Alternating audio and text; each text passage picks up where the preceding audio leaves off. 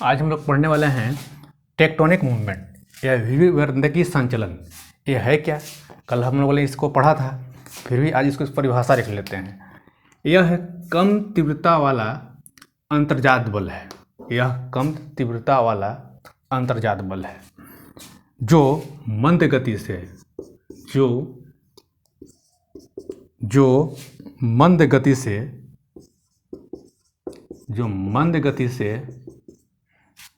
गति से प्लेटों का संचलन कराता है। प्लेटों को जो मंद गति से प्लेट संचलन कराता है या प्लेटों को संचलन कराता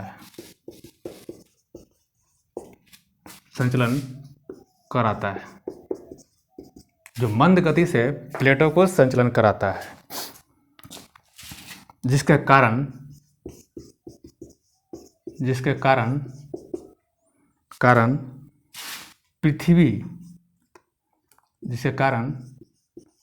पृथ्वी की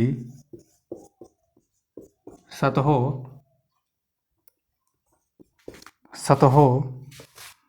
पर स्थल स्वरूपों की उत्पत्ति होती है। यह कम तीव्रता वाला बल है जो मंद गति से क्या हो रहा है, प्लेटों का संचलन करा रहा है, जिसके कारण मंद गति से प्लेटों का संचलन होता है तब पृथ्वी के सतहों पर स्थल स्वरूपों को निर्माण होता है, जैसे पर्वत, पठार, मैदान का निर्माण होता है। अब आते हैं सेकंड पॉइंट में।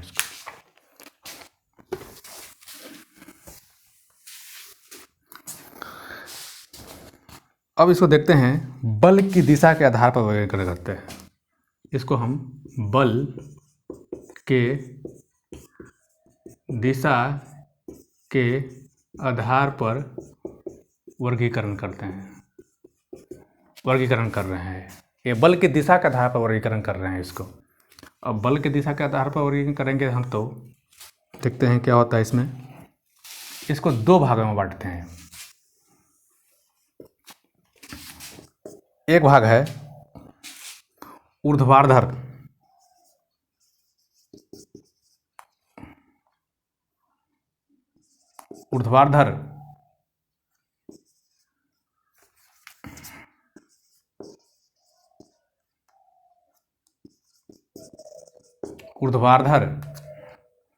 दिशा में या वर्टिकल दिशा में,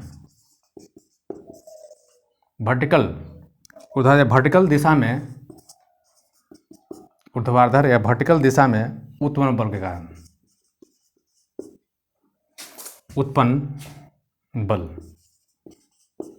ऊर्ध्वाधर या वर्टिकल दिशा में उत्पन्न बल। एक है क्षैतिज दिशा में उत्पन्न बल।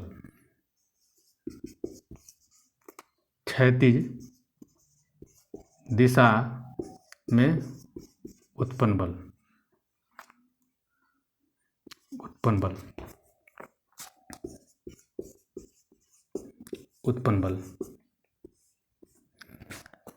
ऊर्ध्वाधर दिशा में उत्पन्न बल के कारण महादेश जनक संचलन कहते हैं। इस बल के कारण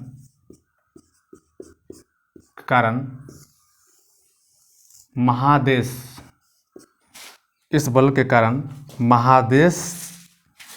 जनक संचलन होता है। महादेश जनक संचलन होता है। ऊर्ध्वाधर दिशा में बल उत्पन्न होने के कारण महादेश जनक संचलन होता है।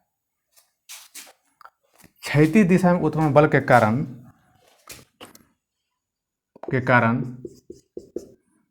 पर्वत निर्माणकारी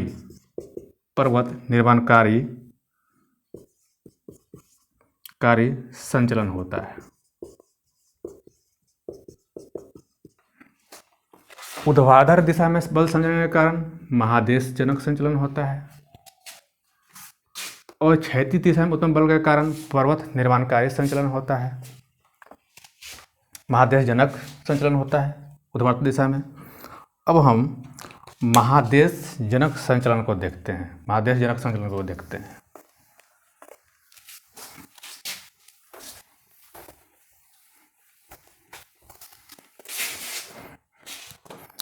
अब हम महादेश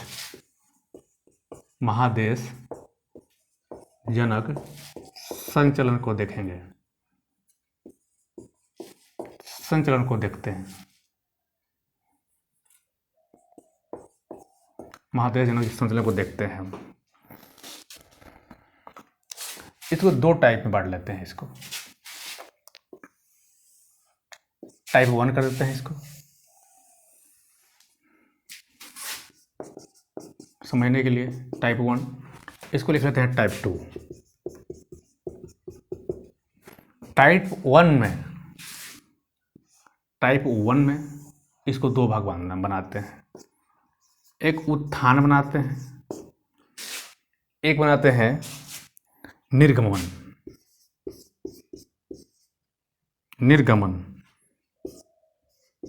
बनाते हैं। उत्थान और निर्गमन। उत्थान देखते हैं पहले क्या है।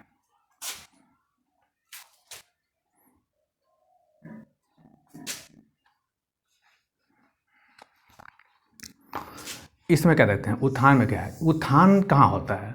यह उत्थान की जो प्रोसेस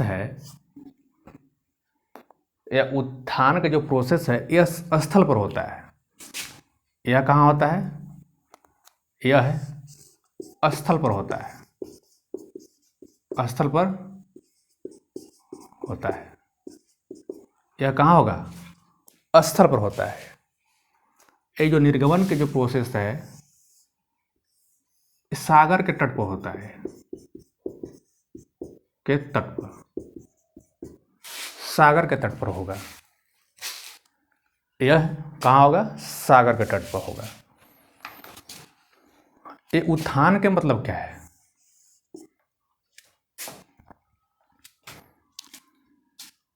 इसमें कहता है जब स्थल खंड मतलब स्थल का कोई भाग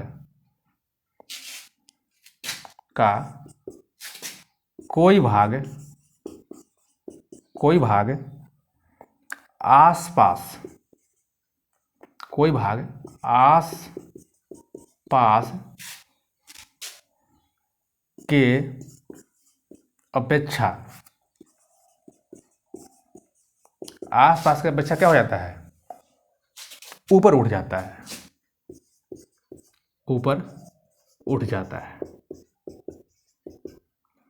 तो उसको क्या बोलेंगे हम? उत्थान बोलेंगे। उत्थान क्या है? जब स्थल खंड का कोई भाग है, स्थल खंड का कोई भाग जो अपने आसपास का जो क्षेत्र होता है उससे ऊपर उठ जाता है। जैसे कोई प्लेन था, एक सतह था, स्थल खंड है, इसका कोई भाग उठ के ऊपर चला गया है। इसका कोई भाग क्या है? उठ के ऊपर चला गया है। तो ये क्या हो गया? उत्थान हो गया। स्थल खंड का, स्थल पर है, ये स्थल पर बात कर रहे हैं, स्थल पर की बात कर रहे हैं। स्थल पर का कोई भाग, कोई खंड जो अपने आसपास का जो क्षेत्र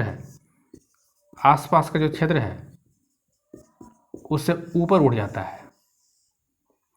स्थल खंड पर अपने आसपास के क्षेत्र से ऊपर उठ जाना क्या कहलाता है? उत्थान कहलाता है। इसी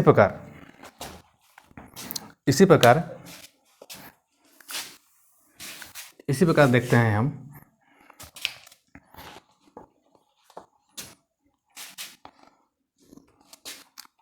कहता है।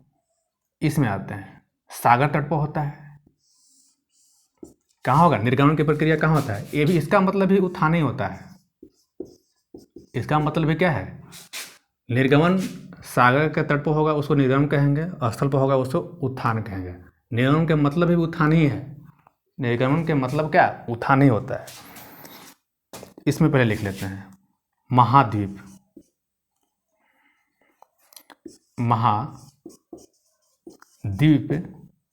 का तटीय भाग, महाद्वीप का तटीय भाग समुद्र तल समुद्र तल से ऊपर उठ जाता है।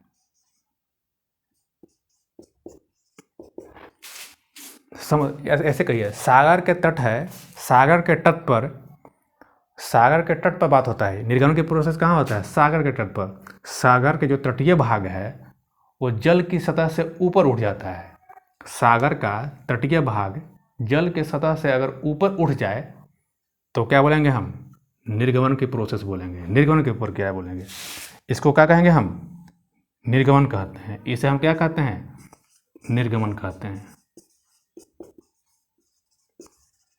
सागर तट के, सागर है जहाँ पानी बहुत कम होता है, वहाँ सागर का कुछ क्षेत्र ऊपर उठ जाता है। ऊपर उठने के प्रोसेस को क्या बोलेंगे हम? उत्थान बोलेंगे। सागर का वैसा तट जहाँ पानी की गहराई कम है, सागर का वैसा तट, सागर के तट के किनारा, सागर तट के किनारे वाला भाग जहाँ पानी की गहराई कम है, वह भाग ऊपर उठ जाता है। वह भाग क्या होता है? आसपास के क्षेत्र से क्या हो गया? ऊपर उठ जाता है।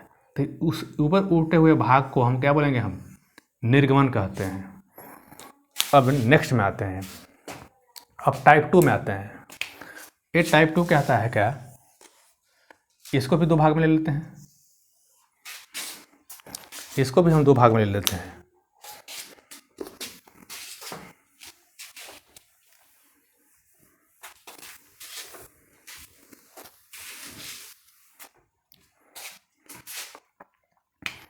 इसको दो भाग में लिए। एक भाग को बोलते हैं अवतलन, अवतलन। एक भाग को बोलते हैं निम्नजन, निम्न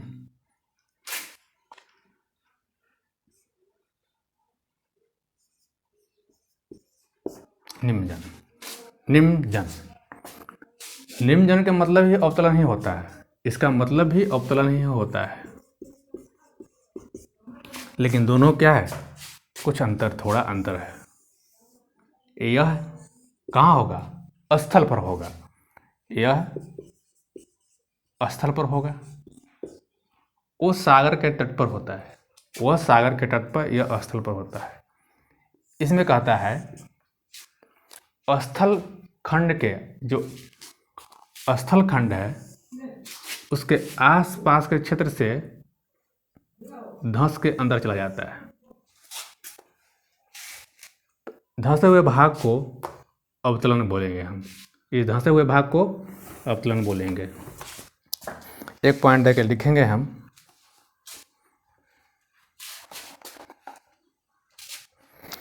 लिखते हैं स्थल खंड के आसपास के क्षेत्र, स्थल खंड के आसपास के क्षेत्र, आसपास के क्षेत्र से धंस कर अंदर चला जाता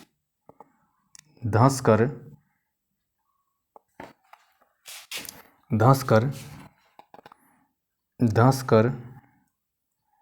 कर अंदर चला जाता है, धंस कर अंदर चला जाएगा। तो धंस कर अंदर चला जाता है, आसपास का जो क्षेत्र है उससे धंस कर क्या चला गया? अंदर चला गया। इसको क्या बोलेंगे? इसको क्या बोलेंगे? अवतलन बोलेंगे। स्थल खंड के आसपास के क्षेत्र से, वह स्थल खंड जो आसपास के क्षेत्र से धंस कर अंदर चला जाता है, उसको क्या बोलेंगे? हम अवतलन कहेंगे। इस अवतलन के प्रोसेस के कारण इसके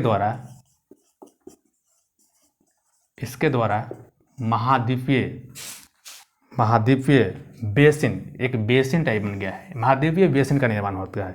अवतरण के द्वारा महाद्वीपीय बेसिन का निर्माण होता है। इसके द्वारा महाद्वीपीय बेसिन का निर्माण होता है। बेसिन का निर्माण होता है, महाद्वीपीय बेसिन का निर्माण होता है। उसी प्रकार आगे बढ़ते हैं, एक इसमें आते हैं। इसमें बेसिन का निर्माण होगा। अवतरण के द्वारा क्या निर्माण होता है? बेसिन का निर्माण होता है। महाद्वीपीय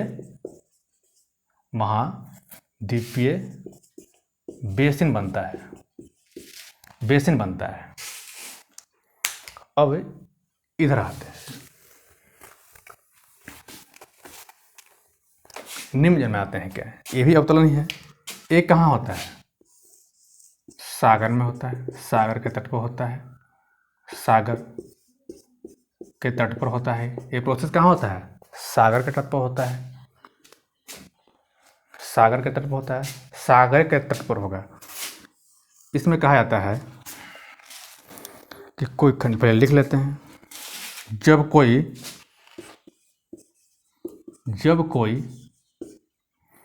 स्थलीय खंड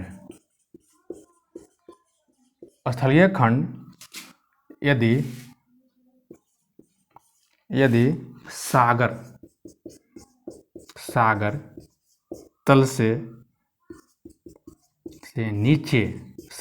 से नीचे चला जाता है, सागर तल से नीचे चला जाता है, अर्थात सागर में धंस गया, सागर तल से नीचे चला जाता है। जब कोई स्थलीय खंड है सागर तल से नीचे चला जाता है, मतलब उस पर पानी भर जाता है। पहले पानी नहीं था। अब समुद्र के किनारे हम जाते हैं, इधर पानी है, तो समुद्र का जो किनारा वाला जो भाग है वो क्या हो गया है? ये भी धंस गया।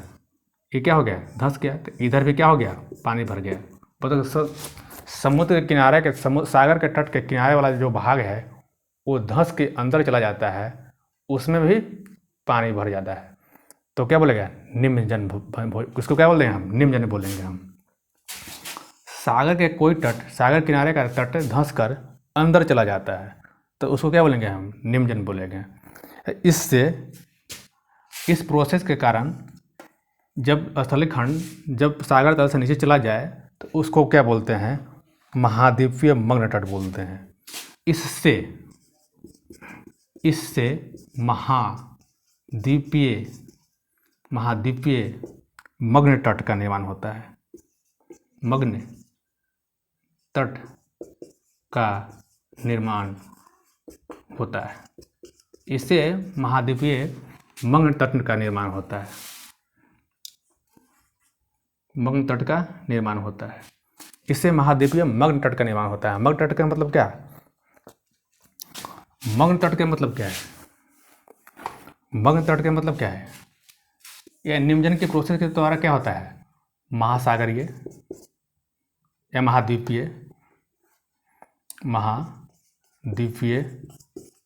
मग्न तट का निर्माण होगा। इससे क्या होता है? मग्न तट का निर्माण होता है। ये मग्न तट क्या है भाई? इस समुद्र किनारे का वह भाग, समुद्री किनारा का वह भाग जहाँ जल की गहराई कम होता है, उसे ही तो मग्न तट बोलते हैं।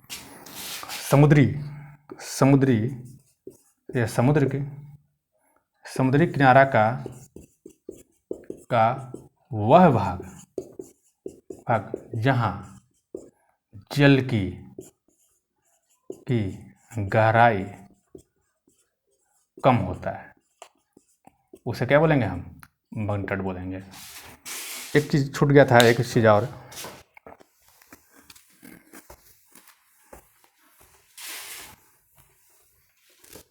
इसमें जो पढ़ रहे थे हम, उत्थान देखे थे। टाइप 1 में उत्थान देखे थे, और एक क्या देखे थे? निर्गमन देखे थे। ये स्थल पर हो रहा था,